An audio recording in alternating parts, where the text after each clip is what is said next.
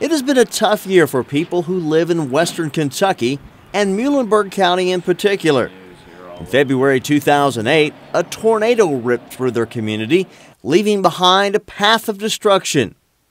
Fast forward to September, and high winds, remnants from Hurricane Ike, did even more damage, cutting power to homes and businesses.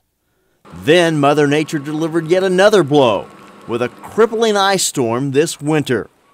Western Kentucky was by far the hardest hit area in Kentucky during this past winter's ice storm, with some people facing power outages for several days and even weeks. Many turned to generators as a source of power, and in some cases with costly and even deadly results. That's why the Muhlenberg Cooperative Extension Service decided to offer generator safety training classes. And so this is where we really start getting some interaction. Muhlenberg County Agricultural Extension Agent Darrell Simpson said he thought it was necessary to offer the training following the events of the past year. People's whole mindset was affected.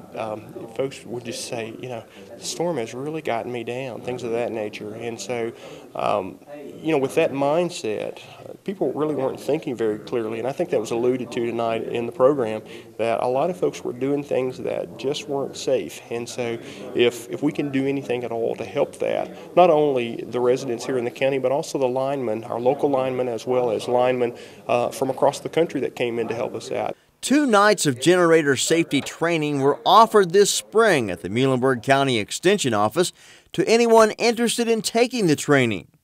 Professionals from Kentucky Utilities, ECO, and Falco Electric conducted the training.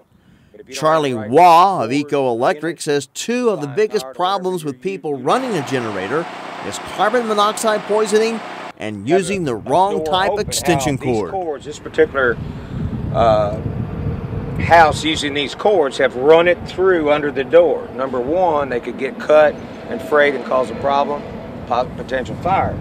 Number 2 would be carbon monoxide poisoning. The exhaust would be running straight in this door through these cracks, and if the wind was blowing the proper way, all the carbon monoxide would be running in the house, and there's potential for someone to lose their life. This cord right here is a typical install. This is something that you would not use on a generator. This would cause you a fire hazard. Number 2, it's not grounded. This is for using ungrounded appliances. Waugh says nothing less than a number 12 extension cord should be used with a generator to prevent a fire hazard. He also stressed the importance of grounding the generator, which is often overlooked. And most importantly, never fill the generator with gas while it is running. Brothers Bill and Danny Miller, who farm in Muhlenberg County, came to the training. They used several generators on the farm to keep things running during the ice storm, and they wanted to make sure they were doing things the right way. Brother said we had about 4 or 5 generators running all the time, and most of them wasn't legal, you might say, or wasn't installed like they ought to be, or you know. So that's kind of what we was interested in, was seeing. Hopefully we don't have to use them anymore, but just kind of seeing what the proper way was to do everything. Absolutely. In a safe way for the neighbors and all them around. There was just a lot of good questions, a lot of scenarios put forth where that folks were able to say, well, I did this, and with having an inspector here, he was saying, well, you know, maybe that wasn't the best thing to do, or maybe, you know, don't do that again, you know, those type things. So I feel like that when folks go away from the sessions, they learned a lot.